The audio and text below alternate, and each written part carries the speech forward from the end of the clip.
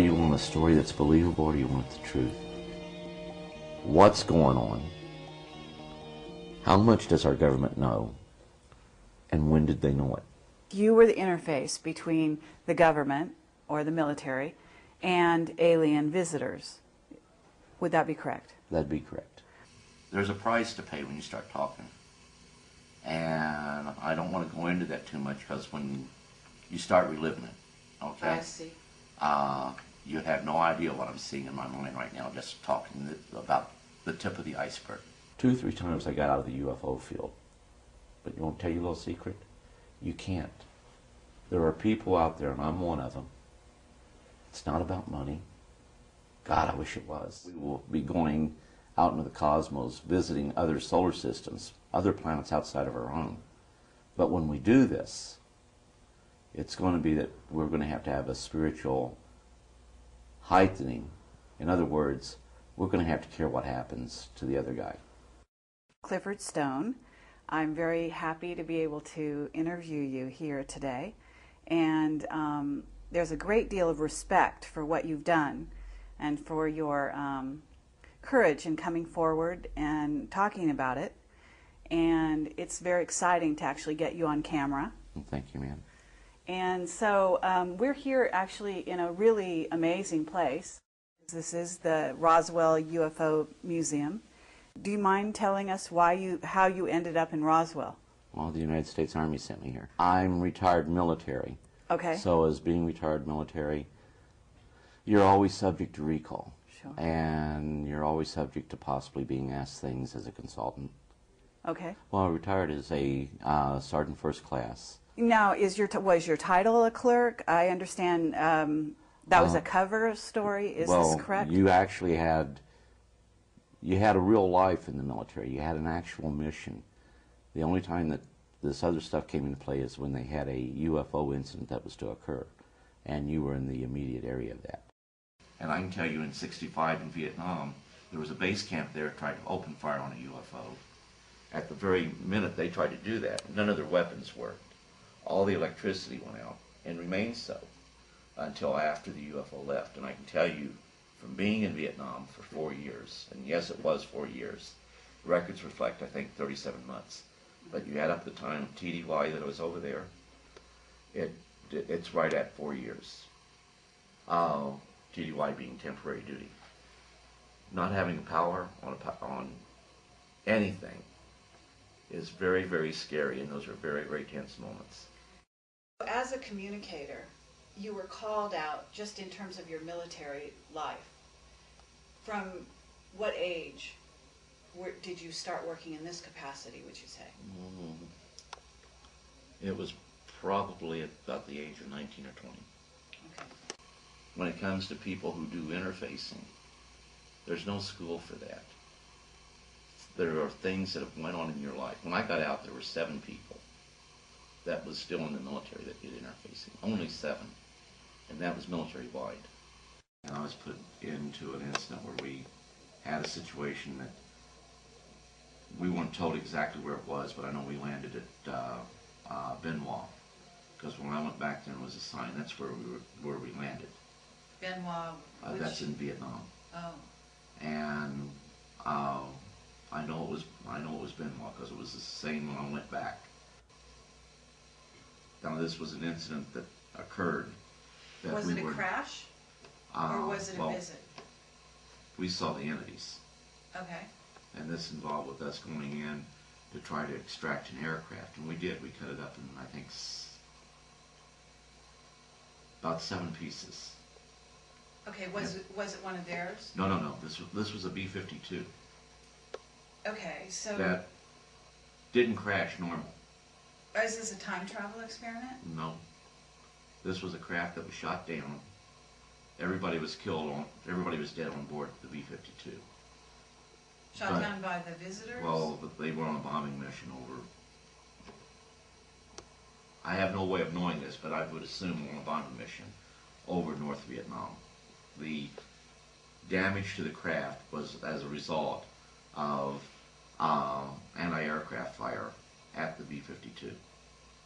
I mean, the damage was that type. and it was used for conventional bombing. And where I said we went from there by helicopter. But it was just like some giant hand had grabbed the plane out of midair and just set it on the jungle floor. And that's what we were interested in. Oh. We didn't know, you're not told. When we got on the plane in the States to leave to go over there, we were told we were going to Florida. When we landed in Oakland, we knew we weren't going to go to Florida. But then you went ahead, you was given a little plastic bag. You had to cut U.S. Army off, you had to cut your name tag off. One thing you never do is take your dog tags off. We took the dog tags off. Every item that could identify you went into that plastic bag.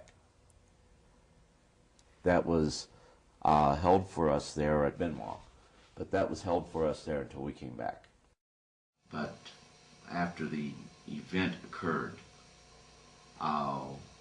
they put me in this GP medium tent. There was a table there was a chair, there was a pad, there was, I think, a couple of pens, but I grabbed a pencil. And I was to sit there and just put down my thoughts. Okay. But anyhow, getting back to the tent, that's all that was there. I went ahead, went in, got bored, and I started to play games of tic-tac-toe.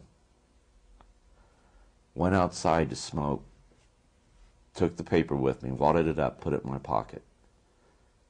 When they found that piece of paper, and remember, all it was on it was just little games of tic-tac-toe. Right. Immediately, the guy that I always called the colonel was always there. He came and knocked the cigar out of my mouth and started to cuss at me profusely. What are you doing out here, and why do you have that? You can be shot for having that paper in your pocket. Why? It was classified waste. You didn't take paper in there. You took nothing in there. And everything that was in there was to stay there.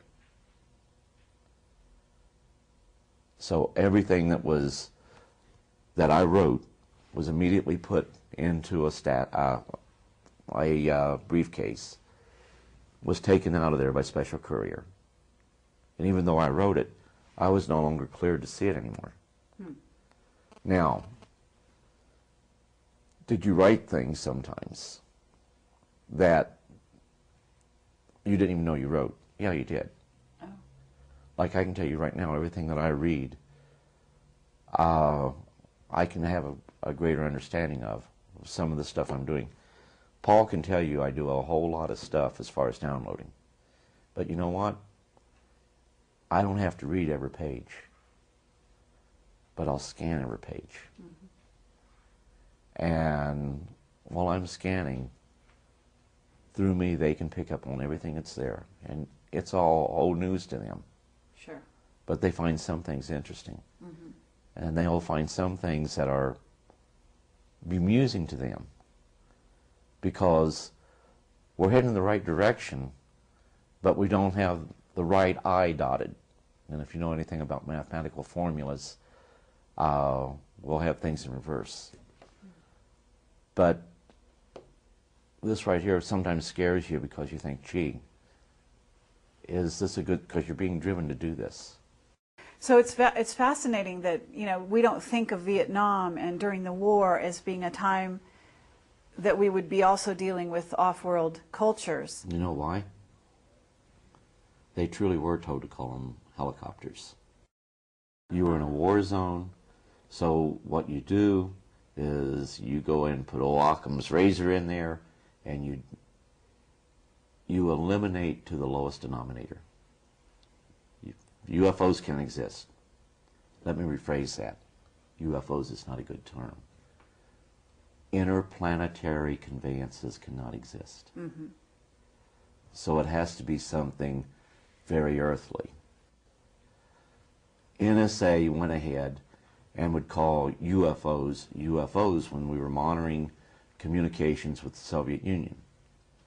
But they always qualified that in hopes that with the initiation of the Sunshine Act, later to become the Freedom of Information Act, that they would not be subject to those acts by saying 7 UFOs being reported by such and such location and site. But when they'd say 7 UFOs, in parentheses, they would put probably balloons. Disregard the fact that in the one document I'm talking about, 7 UFOs traveling at 1,700 miles an hour. Balloons can't do that. Right. I always got bemused at that because even as a kid, I'd get bemused when people would say, I don't believe in ghosts. However, this happened. Sure. You tell a perfectly good ghost story. With me, I very early on knew that to deny the reality of UFOs and other phenomena that occurs would be denying myself. So as a communicator, you're definitely... You don't always tell the others what's going on. Remember I told you feel it?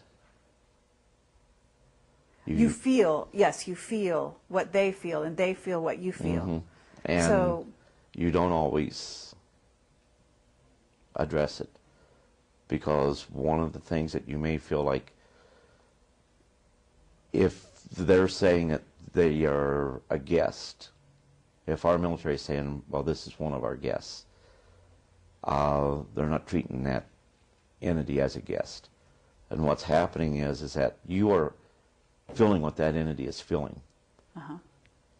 And one situation, I even helped one of them escape, and that right there was not telling them everything that was being said. I'm curious, what went on when you dealt with that? Was it, first of all, what kind of an entity was it? And I understand that they're being held prisoner, but how was it that you were able, and in fact, Dan Bursch talks about the same thing. Well, I don't know whether it was a Stargate or what, but in order, on the inside where we had this entity, if we were to, and there's a tape that talks about this, which gives a whole lot more detail, but we went ahead, and if they were to try to extract this entity from inside where we were at, then there'd have been people killed. And this entity would not accept that. And you could feel what was going, you could feel what it felt. That's the best way to put it. And I'm trying to tell this without going into any real certain details. But I convinced the person that I always called the Colonel, and all throughout that's what I always called him. We went ahead and I said, you know, he needs to show me something, but everybody has to be cleared from here. It's just got to be me and him. And everybody went ahead, left. There was one Spec 5 that stayed there to help me, and I said, we've got to cut this screen fence back here, or the storm fence, and we can get in trouble for that. I says, yeah, I know, that's why I'm asking you to just drop off the bolt cutters and then beat feet. Well, he didn't. He went ahead and he cut the wires for me, and we got the entity outside. By the time they found out that we had the entity outside the perimeter, they went ahead and was very upset, and now they were even to the point where they even tried to shoot the entity, but the entity was now in a position where it was a bright, bright, bright light that came down, and I didn't even get to see the craft, and maybe it was because I just wasn't looking. But all of a sudden, this entity was there, then it wasn't. Mm. Then, of course, the guy I always called the Colonel, he went ahead and told me, well, I'd be court-martialed, then, well, we're going to overlook it this time, but don't let that happen again. And, of course, I was chastising him. If they're supposed to be our guests, why were we treating them cruel and treating them as prisoners? As a matter of fact, even worse than prisoners. Mm-hmm. I have never seen either movie of the Manchurian Candidate. Okay. And the one thing that we had identified by the time I got out, 57 different species. And they were affectionately called the Heinz 57. I understand there's some phrase in one of those movies about that. Mm-hmm.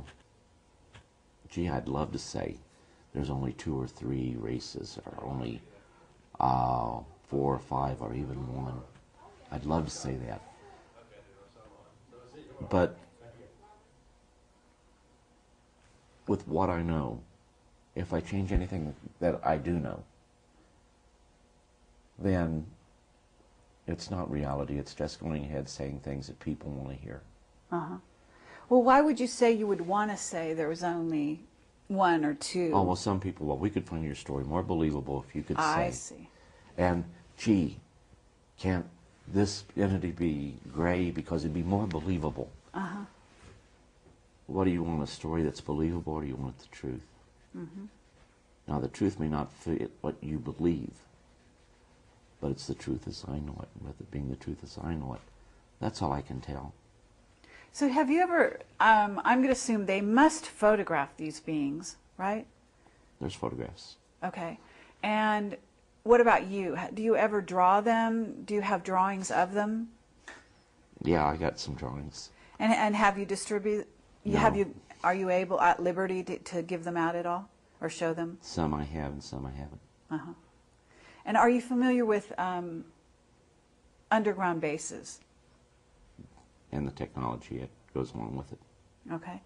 And so I'm going to assume you've been to underground bases yourself. Not by choice. Not by choice. That's believable. But have you also seen, say, reptilians, what's called, in the UFO community, Subspecies reptilians? that you call reptilian, yes. Mm-hmm. And are you able to communicate with them telepathically? They can communicate with you. Okay. It's hard to explain. You can't keep secrets. Sure. And the other thing I'd remind everyone is the program is geared and set up to where you only know what you have a need to know. And a lot of times you know more than what you're supposed to know. Mm-hmm. But you don't know everything. Sure. And I reiterate, anybody that tells you that they know everything is a liar. It's not true. Do you have any special alien friends that have remained with you throughout, that are with you today, communicating? I mentioned one. I'm sorry? I mentioned one. One. Okay, that would be Corona? Correct. Okay. And Corona is, do you know what planet he's from? Mm-mm. You don't? Okay. I know it's about 100 light years away from here because I always use that as an example. Okay. Real time, from the time they leave, and there's a little nice thing about that, from the time they leave their home planet, which is in a star system about 100 light years from planet Earth, in real-time travel, it's an hour and 40 minutes. That's from marvelous. the time they leave and arrive here. What kind of craft do they use? Do they teleport through space, or do they actually take a craft? Because not all of them. No, it's a craft. If it's a craft. Yeah, they're really traveling. Okay. But it's through a traversable, what we call a traversable wormhole. Uh-huh. Now, have you ever gone with them? To the best of my knowledge, no. And the reason I state that, I can remember seeing the stars, that I've never seen them like that anywhere on Earth. But to the best of my knowledge, no. So you don't have conscious memory, is what you mean? Right. Of these incidents, but you could have. Oh, well, there's been some things really scary that's happened in my life. I mean, you feel it. You actually feel the fear before you actually see the entity.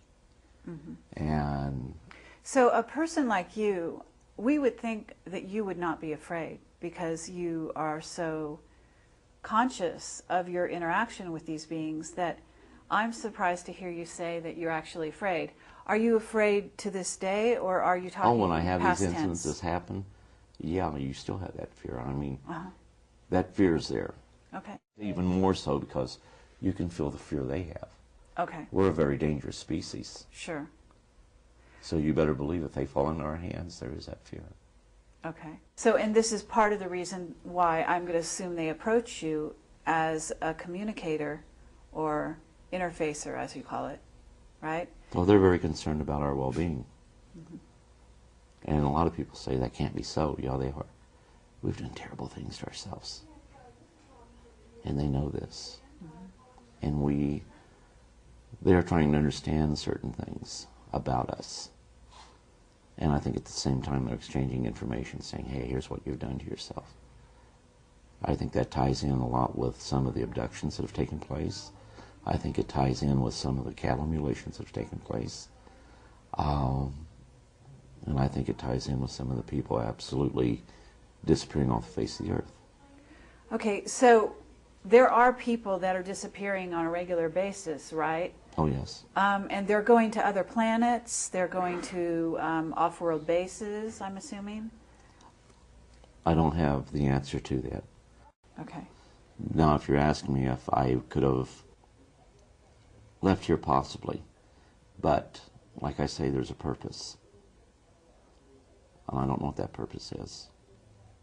Is your mission to make people aware not only of the other entities out there and other, races and so on, but is it also to perhaps prepare or to warn of some event? Because you seem to be alluding to some event that you don't even know about.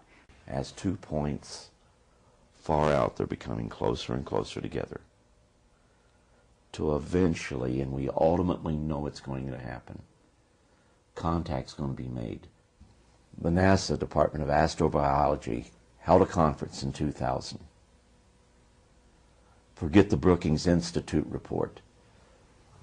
This report came out and said, we don't really know what world reaction would be. It's a small report. How many people have read that report? How many people even know about it? When we say that we can accept the reality of visitors being here, we mean us ourselves. But even when we can accept that, how many of us are really ready for that face-to-face confrontation? And I can tell you, each time it's different. Each time there is that little something in the back of your mind that says, what's going to happen here? Mm-hmm. And each time you know that if something goes wrong, it could equate to the loss of life. Not because they're dangerous, but we're a danger to ourselves.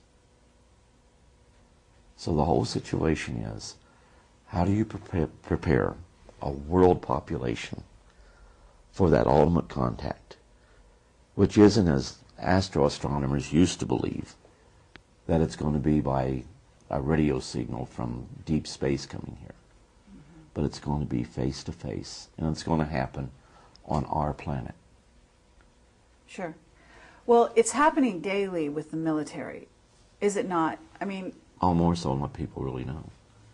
But here again, most people aren't going to talk about it. Right. The one thing you want when you get out of the military, the one thing you want more than anything, is to be normal. Why? Why? Why do you want to be normal? To me, the greatest thing you can be is a servant. Taking care of other people is the most important thing. The self should get gratification from being able to help other people. That's important. But all too often, people will put themselves ahead of others. And right there is where we have the problems today, in today's world. I guess to get back to where you were saying there's going to be contact, in a sense, you are in the forefront, a person who can prepare the rest of humanity for this actual contact, because you've been having contact. And in a sense, the aliens or the off-worlders have basically been communicating, been choosing the people around the planet to communicate with, of which you are one, right? And so contact is something that is being prepared for as we speak. Is it not? Worldwide. Okay. And are you thinking, a lot of people like to say it's going to happen for the world to see, aliens are going to land on the White House lawn, something of this nature. No. And it's in a certain sense, it's going on every day.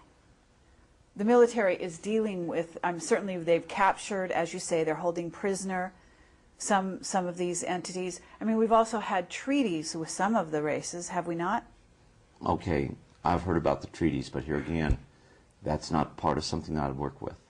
Okay. Well, I'll tell you this, I think by 2016 that something better have happened, because at 2016 I think we're going to have to announce to the world that there's a probe that comes very close to the Earth every 15, 20 years. We've been calling it an asteroid. It's not an asteroid, but it actually in reality is an artificial probe. In other words, somebody else put it here. They have found us a long time ago. The technology will probably be pretty much on par to, say, Voyager. It will be old antiquated technology by all their standards. So what are you saying? This probe, is this probe, I'm do you know saying what we race? already found it. Our paradigm says that it can't be a artificial craft of any sort. Therefore, we refuse to accept that and we call it an asteroid. I'm talking about BG 1991, roughly 30 meters in diameter. Highly polished surface. Asteroids don't have a high polished surface. Took corrective course changes to avoid collision with another asteroid. That don't happen. This one it did. So what race is this from? What planet, do you know? I don't know. Do you think that the aliens have given you an upgrade, have modified your DNA in any way? Are you aware that that your abilities have been augmented or have grown? Yeah, but you try not to use those because you know of things that's going to happen before they happen. And a lot of times you can't do anything to change them.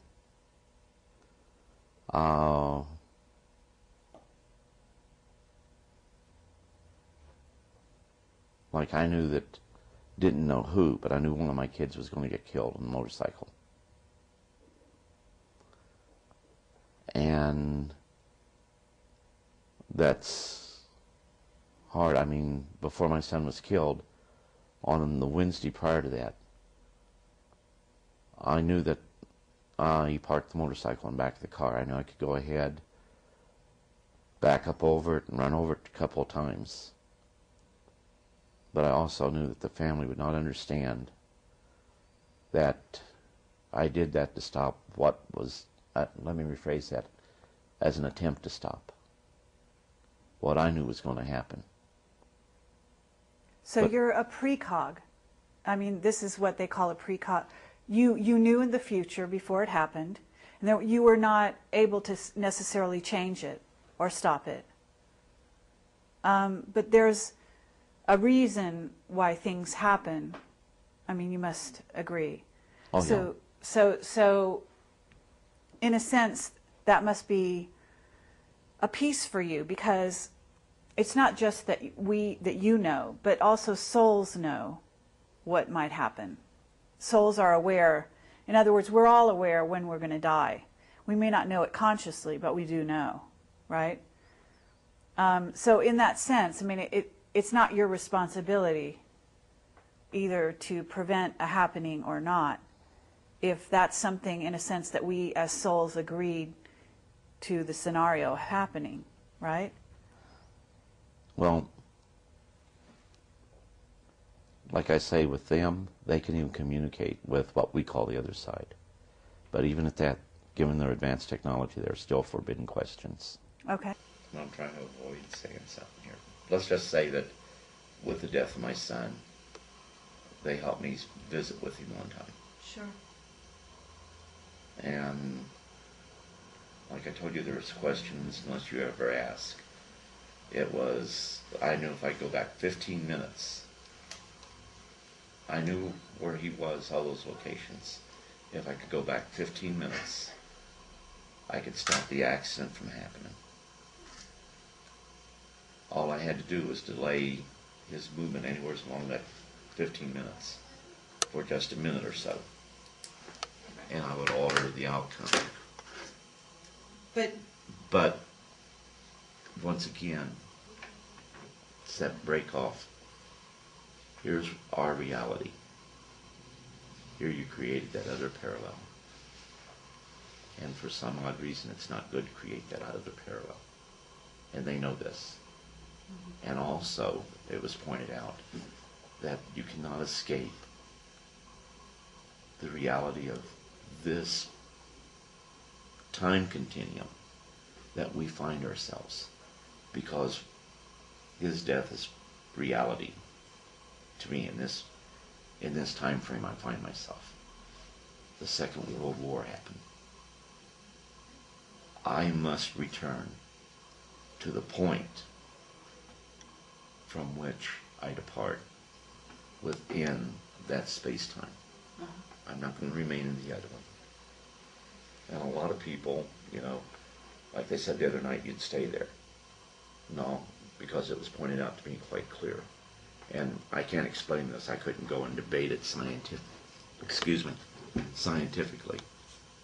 But it's a natural barrier, which is why when time travel, when we discovered in our future, we're not going to find evidence of it being left any place along the line because of that natural barrier. We may even see them. We may sense them. We may even be able to interact to a degree, but nothing associated with the future tied with the day we discover time travel is going to be left in any altered reality. They say, okay, time travel hasn't happened yet because we would have evidence of it. There won't be any evidence left. And there's a natural barrier there. The whole situation is we are a part of something greater, more vast, and we're on an adventure. And we're part of that adventure. And we all play certain parts into that. But just like when you brought it up about they are us, and I said, he's heard me say this, which is probably, he got a grin on his face when you said that. But the whole situation is, we look for the differences in the species, the 57th, look for the similarities. When we look for those similarities, we then begin to realize just how much we have in common. And eventually we come to the point of one thought. They are us. Because everything within the universe is interconnected. All species are interconnected. Anybody ever ask why the common denominator is humanoid? You would not expect to find that if there was not some type of galactic blueprint. You become spiritually enlightened by going through this life. Even those that we say are insane, on the other side, they're not insane. Maybe we could find out a little bit about the types of visitors that you've dealt with.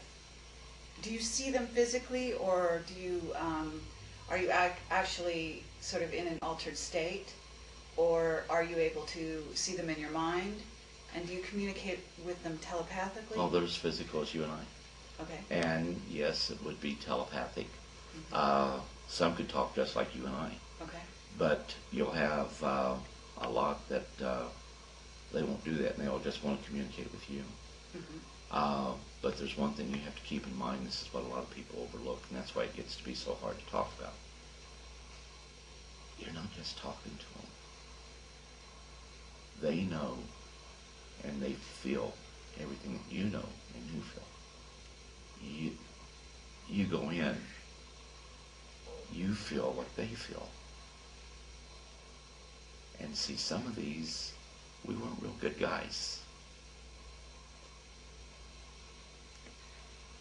We use the term visitor, Sure. but they're treated like prisoners. I understand. And there is no law and protection to protect them. Mm-hmm. Dan Burish has talked about this as well. In 1960, and I can provide you with the document, we have put together and formulated, NASA did, a book that they call Outer Space Law. It would not be until the 1970s that the question of the legal rights of an sentient being, not of this world, even came into play. Mm-hmm. And you know what those rights are? There aren't any. Still, to this day, you're saying? No more than what the rights would... A lab animal would have more rights than one of our visitors, and yet they are vastly superior to us in intellect, mm-hmm. and even in spirituality. Mm-hmm. They would permit themselves to be killed. Many of them would. Many of the species. Other than to do something that would cause us to get injured or killed. Hmm. And forgive me, but, this is what I'm trying to avoid. I understand. Well, okay, so they, in a certain sense, would sacrifice themselves because they have a deeper understanding of what's really going on than we do. Absolutely. Okay. So you must be a very highly tuned spiritual being yourself in order to be able to communicate with various races from other planets the way you have, and to talk about it the way you do. And that's really a gift. As you say, it's not something taught, it's something you come into this incarnation with. Well, I like to think of myself, I want to be normal, if you understand what I'm saying. Okay. Well, from, I know what you're saying. Externally you appear like a normal person, and you've certainly held some very normal types of jobs, in addition to what you did, right? But you're also ultra normal, or, you actually have used some of the parts of humanity that are good parts that are not used by the average man. Is that right? Well, I hope so. Okay, so that's a beautiful thing, and we're really happy to meet someone, in person who's been doing this. Well, with me, I think the one thing, let me see if I can say this and get it through real quick.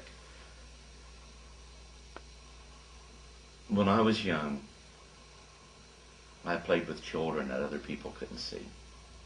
To me, this was perfectly normal. And I knew about the imaginary friends and things of this sort, but this was different.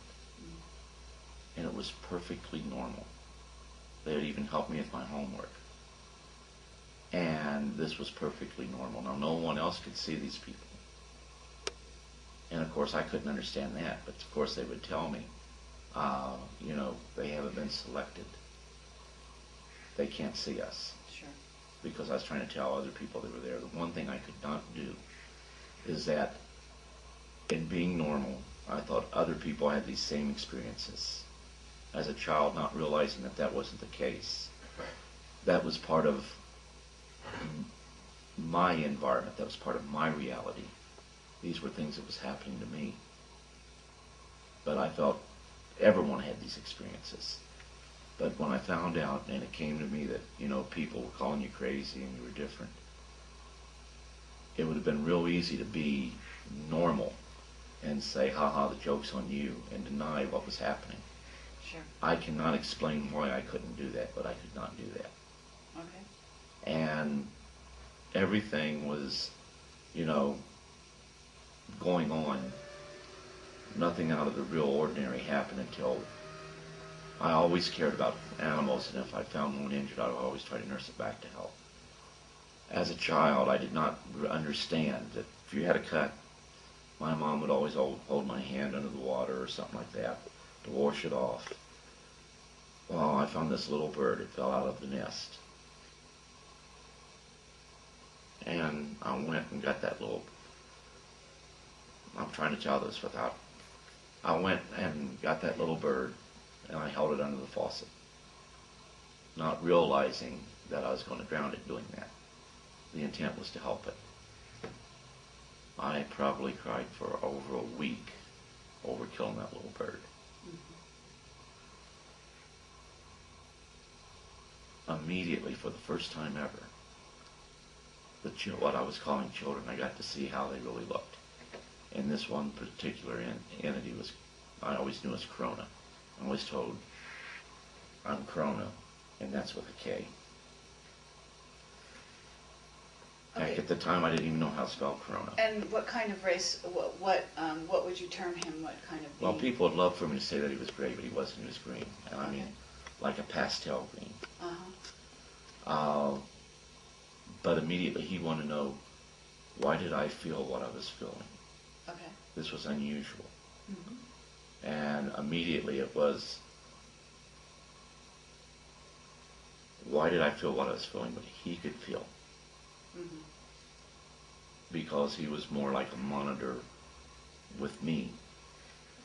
And so he has a natural empathic quality and abilities, and it appears so did you. So it went both ways, as the telepathy goes both ways. Oh, I'll carry it even a step further. We see our visitors as cartoon characters.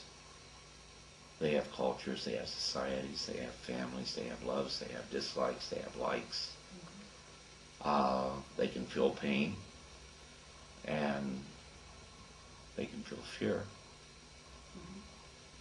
So this was maybe your first introduction into that world in a more personal way, right? It was the first glimpse, a shock, that these things go on, but not everyone shares in them. And so you never felt so alone. I can remember breaking down and crying, begging my mom and dad to take me to see a doctor, because I knew the doctor could make the monsters go away. I'm wondering if someone like you, one of 7, who is able to communicate with aliens, wasn't taken to a base on the moon or a base on Mars. Now, whether or not you remember it, because I don't know if they use techniques to have you forget certain parts of your experience. There are things that I have no idea of could have happened here on planet Earth that I have very vivid memories of, that I don't see. For example, have you ever heard of a coffee cup that's small, that you put coffee in it, and the coffee jar or whatever, it's not a percolator, golden color, cups were golden color, but you put the coffee in there and you can drink it, then it fills right back up. Now you see what I'm saying, and now you understand why I'm hesitant to talk too much about stuff like that. Okay.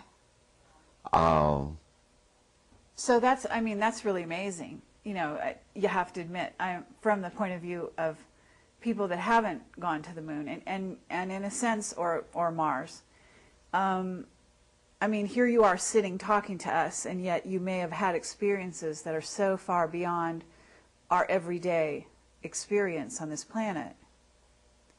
And you must be, there must be a level at which you would love to share those experiences. Oh, yeah.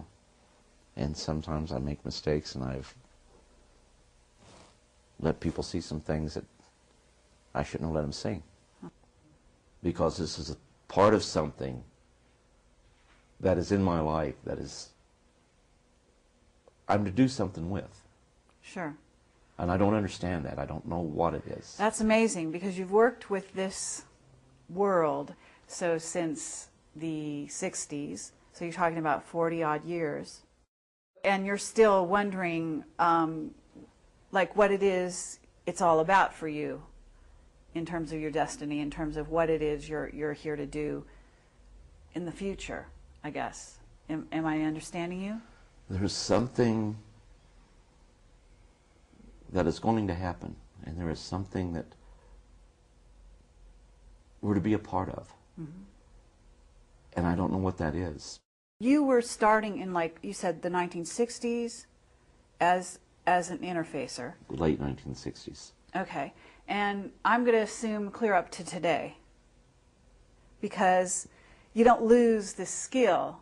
And if you're one of 7, you know, every once in a while they got to come knocking on your door. Well, they check on you from time to time. Okay. Visitors out there, different communities, they certainly know how to find you, where you are at any given time, and how to, as you say, see what it is you're going through.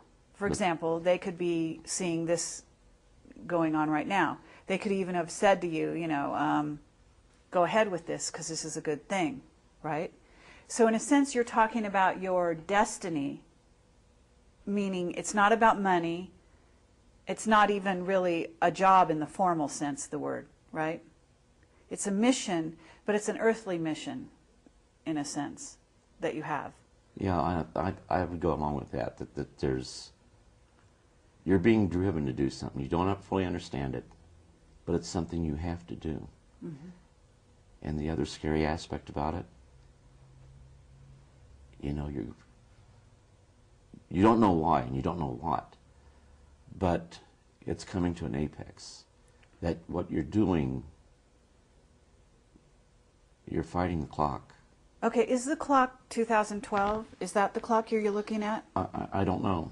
You don't know? And a lot of people say, gee, if you worked with this, you have all the you don't have all the answers. Mm-hmm. And he who comes up and tells you they have all the answers is not being truthful with you. Sure. You don't know what it is. Why would one want to go ahead, be in this field, subject themselves to ridicule? And there are family problems. The situation is, my family don't understand this.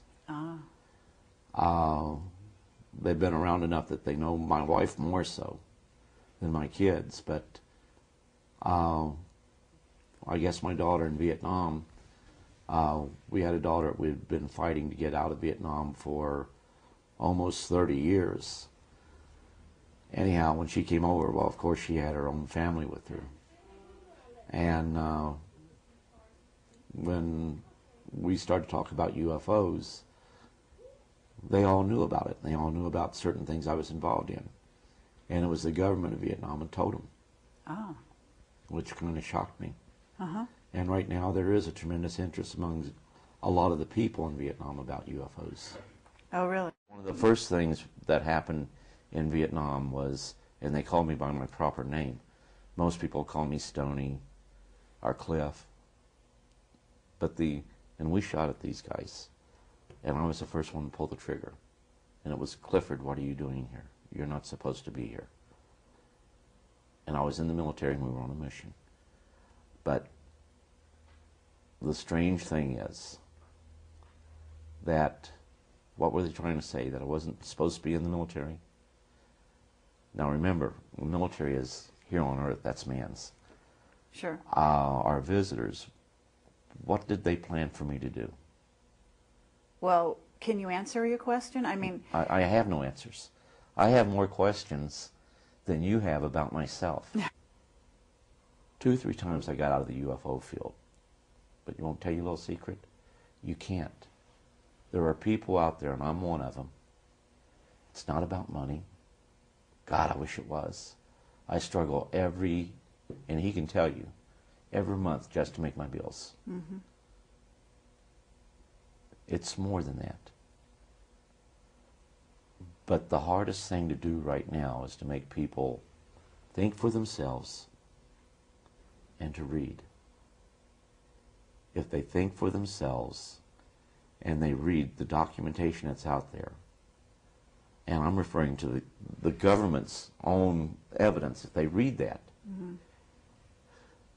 with an open mind, they have to come away and say, you know, there's more to this. Something is going on. Sure.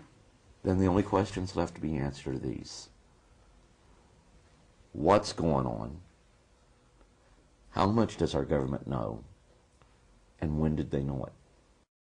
Okay, well, we want to thank you for your courage and for your integrity and for your spiritual development or awareness that makes you able to communicate with these off-worlders at a time when few on the planet are able to do so consciously. There were times that we were just minutes away from going to a nuclear exchange because of UFO sightings. Sure. Thanks to the hotline that was set up, which the American people were truthfully told this was to ensure that there wasn't a nuclear war started by accident due to false returns. And of course everybody had war scares. UFOs were a reality. UFOs existed. They were being reported. They were being picked up on radar. Mm-hmm. You had both radar and radar visuals that was taking place. You had fighters trying to intercept them. So in order to reassure one another that we're not doing this, and it should have been commonplace that if we had this technology, or if they had that technology, there was nothing the other side could do anyhow.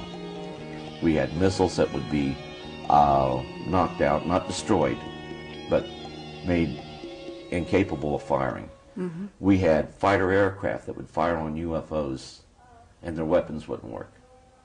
You actually have used some of the parts of humanity that are good parts that are not used by the average man. Is that right? Well, I hope so.